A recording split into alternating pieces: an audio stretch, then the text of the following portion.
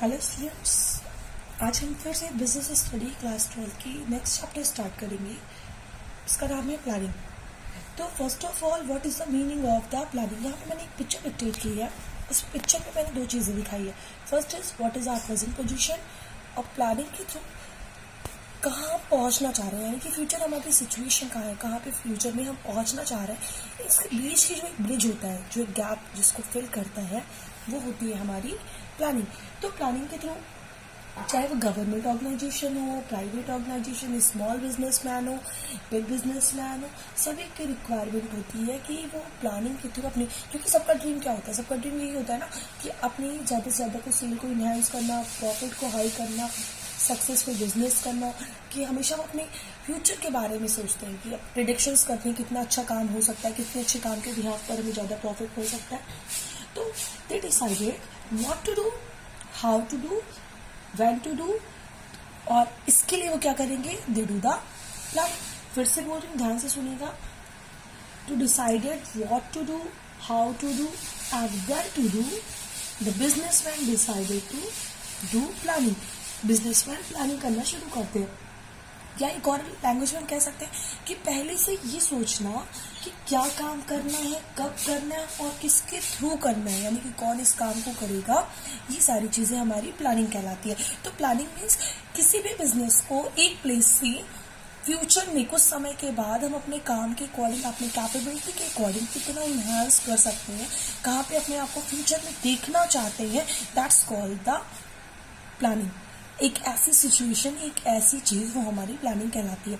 I think कि आपको समझ में आ गया होगा कि what is the meaning of the planning.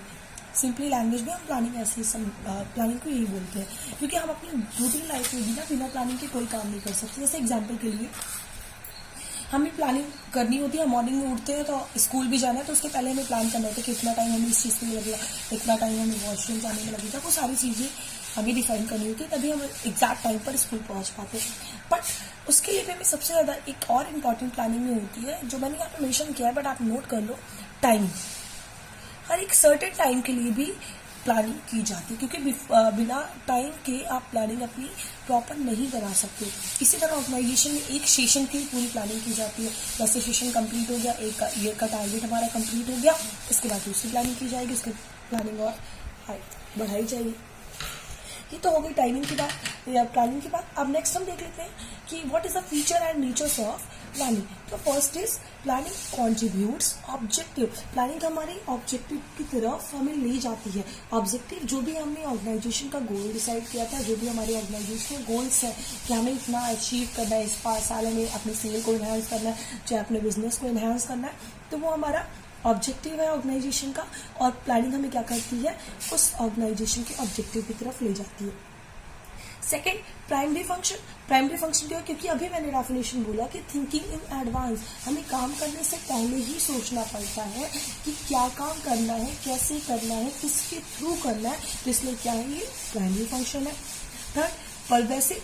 Planning हमारी परवेसिव होती है। परवेसिव क्यों होती है, क्योंकि हर एक लेवल पर होती है, चाहे टॉप लेवल मैनेजर हम कह दें, लो लेवल मैनेजर कह दें, मिडिल लेवल मैनेजर कह लें, लीडर कह लें, हर चीज़ को करने के लिए, इवन हम अपनी कैजुअल लाइफ में भी हर एक काम को करने के लिए हमें पहले प्लानिंग करनी पड़ती है।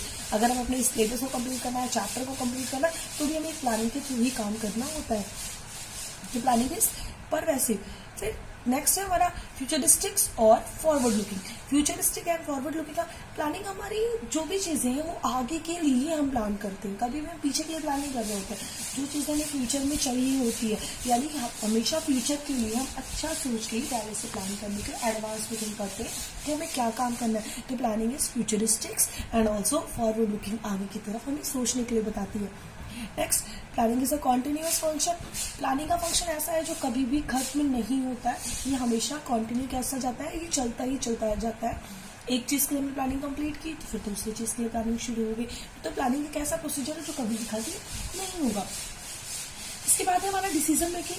तो प्लानिंग हमारी क्या है, डिसीजन मेकिंग। अब जो हमने प्लानिंग की उसके थ्रू हम पहले से डिसाइड करते हैं कि हमारे पास जितना, अब मैं ऑर्गेनाइजेशन की बात करी कि हमारे पास जितना रॉ मटेरियल है, जितना हमारे पास सारी रिसोर्सेज अवेलेबल है, उसके थ्रू हम कितनी एग्जैक्ट यूनिट्स बना सकते हैं। तो वो हमारी क्या है, डिसीजन मेकिंग। तो थ्रू द प्लानिंग हमें कितने लोगों को हायर करना चाहिए जो हमारे इतने काम को कर सके, कोई फालतू फ्री में नहीं बैठा रहे जिसको हमें एक्स्ट्रा पेमेंट करनी पड़े, या फिर हमारी बिजनेस में कॉस्ट इन्हांस होती जाए।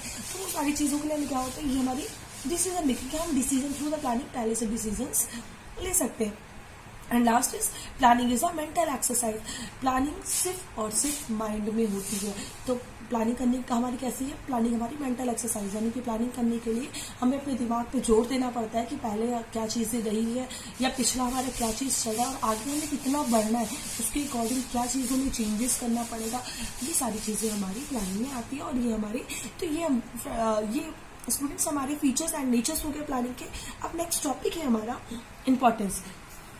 What is the importance of the planning. Planning की इंपॉर्टेंस क्यों है, जैसे पिछले वीडियो में मैंने बता रखा है कि फीचर्स मतलब होता है किसी भी चीज़ की क्वालिटी, एंड इंपॉर्टेंस मतलब होता है क्यों ज़रूरी है।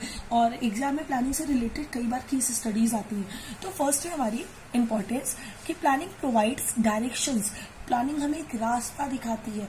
जब भी हम प्लानिंग करते हैं तो हम एक अपने ऑब्जेक्टिव को, अपने टारगेट तक पहुंचने के लिए हमें एक रास्ता कौन दिखाता है, थ्रू द प्लानिंग हमें काम को कैसे करना है। तो प्लानिंग हमें एक रास्ता दिखा रही है, प्लानिंग हमें एक डायरेक्शन दिखा रही है। फिर नेक्स्ट है हमारा reduce the risk of uncertainty. जब हमने प्लानिंग करके रखी है, पहले से हमने सोच के रखा है किस काम को कैसे किया जाए, इस हद तक हमारा काम अच्छा हो सकता है, हमें हर चीज़ें पता है, तो हम क्या करेंगे, अनसर्टेनिटी इसको होने से कम करेंगे। जैसे एग्जाम्पल के लिए मैं कहूँ कि मुझे पहले से पता है कि क्या प्रॉब्लम आने वाली है, मार्केट में चीज़ों की कमी होने वाली है, रॉ मटेरियल कम होने वाला है, तो हम क्या करें, पहले से प्लानिंग हमने कर रखी कि हम पहले से या तो स्टॉक पहले से या तो लेकर बना के रखेंगे, या फिर हम पहले से रॉ मटेरियल परचेज करते। तो हमेशा क्या है, हमारी अनसर्टेनिटी से रोकता है प्लानिंग, रिस्क को कम करता है, अनसर्टेनिटी होने वाले रिस्क को कम कर देता है। फिर reduces overlapping and wasteful activity. जब हमने प्लानिंग कर रखी तो हमारी ओवरलैपिंग होनी कम हो जाती है। अब ओवरलैपिंग का मतलब होता है एक ही काम को कई लोग कर रहे हैं। तो जब हमने पहले से प्लानिंग बना रखी है कि हमारी प्लानिंग है ये और हमें इतना काम करना है, तो प्लानिंग हमारी ओवरलैपिंग होने से बचाती है कि जो काम जिसको दिया गया है बस वो काम उसी के पर्सन से थ्रू करा जाएगा, बाकी कोई भी इस काम में इन्वॉल्व नहीं होगा। एंड वेस्टफुल एक्टिविटी, कोई भी काम फालतू का काम नहीं करेगा ऑर्गेनाइजेशन में। जिसको जो काम दिया गया है, जिसकी पास जो रिस्पॉन्सिबिलिटी, वो अपनी रिस्पॉन्सिबिलिटी के बिहाफ पे इस वर्क को कंप्लीट करना चाहेगा। फिर नेक्स्ट है हमारा planning promote innovative idea. Planning हमारी इनोवेटिव, जो हमारी माइंड की क्रिएटिविटी है, जो हमारी माइंड में क्रिएशन चल रहा है, आइडियाज आ रहा है, उनको क्या करता है, प्रमोट करता है कि हम कैसे बेटर से अच्छा तरीका यूज करें जिससे हमें ज़्यादा से ज़्यादा अचीवमेंट मिल सके। फिर नेक्स्ट है हमारा फैसिलिटेट्स डिसीजन मेकिंग। प्लानिंग, अभी जैसे इसके फीचर्स में भी था कि प्लानिंग के थ्रू हमें क्या करना होता है, डिसीजन मेकिंग। तो प्लानिंग हमें हेल्प करती है कि हम जो डिसीजंस ले रहे हैं क्या वो हमारे लिए अच्छे हैं या नहीं है, या उसके रिगार्डिंग हमारे डिसीजन सही भी हैं या नहीं है। And last is standard for controlling. तो प्लानिंग हमें डिसाइड करती है कि क्या कंट्रोलिंग स्टैंडर्ड है। अब कंट्रोलिंग स्टैंडर्ड क्या होता है, कंट्रोलिंग का मतलब होता है कि जो हमने सोच रखा है, मैं एकदम छोटा सा एग्जांपल यहाँ पे डिफाइन कर रही हूँ कि हमारी जो प्लान परफॉर्मेंस है और जो एक्चुअल परफॉर्मेंस है, उन दोनों का बीच का डिफरेंस, ये कंट्रोलिंग शो करती है। तो जो मैंने प्लान किया था एक्चुअल में उतना ही रिजल्ट मिल रहा है। तो स्टैंडर्ड फॉर कंट्रोलिंग कि मैंने क्या प्लान किया, एक हमने स्टैंडर्ड डिफाइन किया कि मुझे हर साल में कम से कम 8 लाख यूनिट्स प्रोड्यूस करनी है। अब ये क्या है, ये मेरी स्टैंडर्ड फॉर कंट्रोलिंग है। अब साल कंप्लीट होने के बाद मुझे चेक करना होता है एक्चुअल में मैंने 8 लाख यूनिट्स बनाई भी है या नहीं बनाई। अगर कम बनाएंगे तो उसका रीजंस क्या है, किस वजह से कमी आई, वो हम कंट्रोलिंग में जाके चेक करेंगे। अगर बन गई है तो इसके अगले साल पर हम उससे ज़्यादा यूनिट्स प्रोड्यूस करें। तो students, this is a importance of the planning. और आई होप कि आपको समझ में आ गया होगा। Thank you class.